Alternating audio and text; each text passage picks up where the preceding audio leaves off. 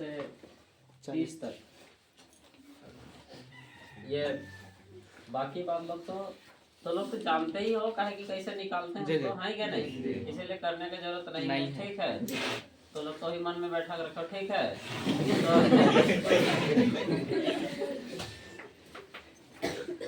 तो आप बताएंगे 25 तक कितने लोग को याद है?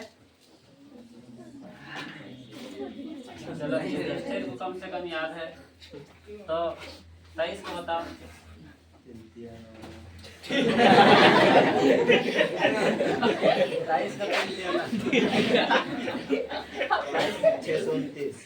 529। ठीक है, अगर नहीं करो अब 5 ये 20 तक कितने लोग को वर्गमूल याद है? हाथ उठाओ, इतना तो होना चाहिए। थोड़ा जोर से हाथ उठाओ। लड़की लोगों किसी को नहीं है, लंबे वालों को ना 3-4 बार कल परसों भी याद करवाए थे। क्या बताएं? ठीक है, कौन सा दवा खाते हैं हमको समझ में नहीं आता है, नहाने वाला भी खा लेते हो। ठीक है, तो देखो इधर ध्यान दो। अच्छा, 25 का स्क्वायर कितना होता है? 625। और 24 का स्क्वायर 576। ठीक है जी, याद कर लोगे ना? कैसे लिखे ये तो सभी लोगों को पता है कि 25 का स्क्वायर 25 गुने 25। देखो 25 बचे 125 का 5 हाथ में 12, 25 गुना 50, 50 और 12 62। कितना हुआ? 625। उसी प्रकार से 24 का भी निकाल सकते हो ना? तो देखो ये तो लोग कम से कम 30 तक याद रखना। अच्छा, सबसे पहले इसको लिखो तो लोग, नहीं भी लिखो तो लिख लो और याद भी कर लो। नहीं लिखे हैं, लिखो ना? शुरू में ही लिखवाए थे। शुरू में लिखवाए थे ना? फर्स्ट में ही तो लिखवाए थे ना? याद नहीं करता है। हाँ, बात सही है, इसीलिए दोबारा ये करना पड़ता है ना। तो लोग बात नहीं मानते, अगर बात मानते तो फिर टेस्ट लेने की जरूरत होता है नहीं पता। अगर बात मानते तो उठ बैठ करते तो लोग कोई आज तक 10.2 भी खत्म हो जाता।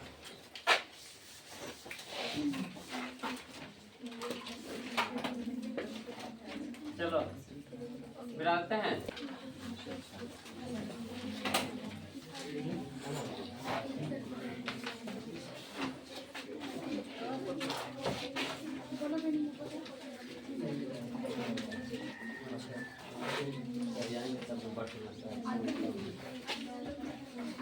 चलो हल्ला नहीं करो, देखो बुक खोल ले सभी को, पूरा क्वेश्चन में देखने के लिए कोशिश करना, सबको लाइन बाय लाइन समझने के लिए कोशिश करना। देखना क्वेश्चन है एक ब्रीथ पर क्वेश्चन देखो, शुरू में लिख दिया है कि प्रश्न संख्या 1, 2, 3 में सही विकल्प चुनकर उत्तर का कारण दीजिए कहता है ना। तो देखो यहाँ पे क्वेश्चन देखो, सब लोग इधर उधर नहीं ध्यान दोगे। देखो एक ब्रीथ पर एक बिंदु P से, चलो हम इधर बनाते जाते हैं ब्रीथ। नहीं सर, उसका क्वेश्चन नहीं है हम लोग का। दूसरा है एक बिंदु Q से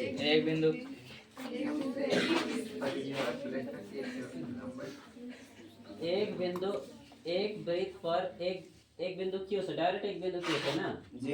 हाँ तो कोई दिक्कत ना, वही क्वेश्चन है, चिंता नहीं करो। हम मेरा थोड़ा दूसरा वाला किताब है ना, इसीलिए तो इन लोग पास एक ही वो है, तो हम ये चल देखो इधर ध्यान दो। अच्छा कोई बात नहीं, एक ब्रीथ है, ठीक है ना? एक ब्रीथ है तो एक बिंदु Q से तो मान लेते हैं कोई एक बिंदु है, यहाँ पे हम एक बिंदु मान लेते हैं, इसको लिख देते हैं Q। कोई दिक्कत है? अब देखो स्पर्श रेखा एक ब्रीथ पर एक बिंदु Q से, तो एक ब्रीथ पर एक बिंदु Q से खींची गई स्पर्श रेखाएं कहता है। देखो क्वेश्चन देखो तो, खींची गई स्पर्श रेखाएं की लंबाई 24 सेंटीमीटर। की लंबाई कितनी है? 24 सेंटीमीटर। समझे कि नहीं समझे? कोई दिक्कत है? उसके बाद और एक बार देखो, और एक बार और एक बार देखो, हम इधर क्वेश्चन भी पढ़ दे रहे हैं। एक ब्रीथ कर, तो एक ब्रीथ हो गया। उसके बाद एक बिंदु क्यू से, तो एक बिंदु क्यू हो गया। क्यू से खींची गई स्पर्श रेखा की लंबाई, खींची गई स्पर्श रेखा की लंबाई कितनी 24 है? सेंटीमीटर। देखो इसको पूरा खींच के उधर दादी बड़ा तक पहुंचा देना, तो 24 नहीं होगा। जितना तक ब्रीथ है और वहां पे जहाँ पे टच करता है, ठीक है, तो उतना ही तक में कितना होगा? 24 सेंटीमीटर। जहाँ पे स्पर्श करती है वहां तक। समझे नहीं समझे? आगे देखेंगे। और क्यू की केंद्र से दूरी 25 सेंटीमीटर। केंद्र से दूरी, क्यू की केंद्र से दूरी कितनी है? 25 सेंटीमीटर। ये होगा 25 सेंटीमीटर। समझे कि नहीं समझे? समझे। सभी लोग समझ में आ गया ना? अब देखो लास्ट में क्या बोलता है, वृत्त की त्रिज्या है, तो वृत्त की त्रिज्या इधर ध्यान दो। तो वृत्त की त्रिज्या किधर? इधर से निकालेंगे। नहीं, नीचे। कोई कुछ भी होगा, लेकिन देखो त्रिज्या तो सब बराबर होता है कि नहीं? तो यहाँ पे देखो, इधर भी त्रिज्या होगा, इधर भी होगा, इधर भी होगा, इधर भी होगा, सब तरफ त्रिज्या हो सकता है। लेकिन हम लोग एक बात जानते हैं कि स्पर्श रेखा स्पर्श बिंदु से जाने वाली त्रिज्या पर क्या होती है? लंब होती है। तो यहाँ पे हम लोग लंब बना देंगे, कोई दिक्कत है? अब देखो ये दो बातें आ गया, ध्यान से सुनोगे सभी कोई। ये सबसे पहले एक ब्रीथ है, तो फिर से देखो ये केंद्र है, केंद्र से यहाँ तक देखना, यहाँ से यहाँ तक। इसको हम कुछ भी लिख देते हैं, P लिख देते हैं, इसको O लिख देते हैं, कोई दिक्कत है? अब देखो यहाँ से यहाँ तक ये क्या हुआ? ब्रीथ के हिसाब से त्रिज्या। क्या हुआ? त्रिज्या। और इसी में अगर तुम लोग देखोगे, तो अगर ऐसे देखोगे ये त्रिभुज बन गया है। देखो ये समकोण त्रिभुज बन गया, समकोण त्रिभुज। तो ये क्या हो गया? ये क्या हो गया? और ये क्या हो गया? इसका मतलब क्या समझे कि लंब और त्रिज्या दोनों क्या है? एक ही है। दोनों क्या है? एक ही है और बराबर है। समझे कि नहीं समझे? अगर लंब निकाल लोगे तो त्रिज्या निकल गया, और त्रिज्या निकाल लोगे तो लंब निकल गया। त्रिज्या कैसे निकाल लोगे? निकाल लेंगे। त्रिज्या पहले कैसे निकलेगा? पहले लंब निकालोगे। तो चलो देखो, ये सभी लोग को समझ में आया? देखो और एक बार सुन लो सभी को, अगर नहीं समझे तो। अगर ब्रीथ के लिए देखोगे तो ये क्या है? त्रिज्या है। ब्रीथ के लिए देखोगे तो ओपी क्या है? त्रिज्या। लेकिन अगर त्रिभुज के लिए देखोगे तो ये कर्ण हुआ, इधर लिख भी देते हैं, इधर कर्ण, इधर क्या होगा? और इधर क्या हो जाएगा? या फिर इसी को हम लोग बोलेंगे त्रिज्या। और हम लोग क्या निकालना है? त्रिज्या। तो देखो त्रिज्या हम लोग निकालने बोल रहे हैं, तो तुम लोग ऐसे करेंगे, हम लोग ऐसे करेंगे कि त्रिभुज के हिसाब से डायरेक्ट लंब निकाल लेंगे, और जो लंब निकलेगा वही क्या हो जाएगा? त्रिज्या। देखो लंब का सूत्र कितने लोग बना लोगे? ये नहीं बना सकेगा विराज? ओ सब लोग सर जाएंगे, तो फिर हम नहीं बताते हैं, आगे बढ़ा देंगे। छोड़ दीजिए, ऑब्जेक्टिव वाला बना देंगे। अच्छा ठीक है, ये बता ही देते हैं थोड़ा सा। लंब बराबर रूट अंडर क्या होता है?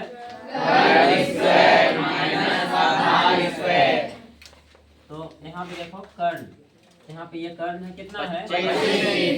रूट लगाते हैं 25 का स्क्वायर माइनस 24 का स्क्वायर। 24 का स्क्वायर।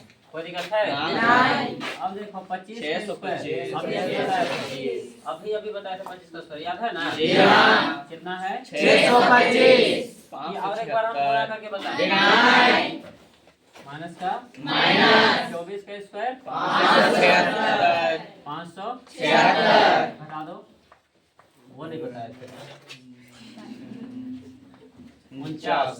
ठीक है, देखो एक इधर से जाएगा 15 में से हो गया ना?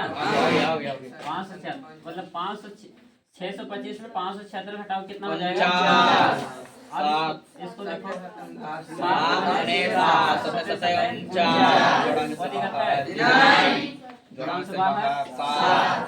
तो इस लंब कितना हुआ? 7 सेंटीमीटर। और त्रिज्या बराबर 7 सेंटीमीटर। Answer 7 centimetre. आंसर बहुत हार्ड है।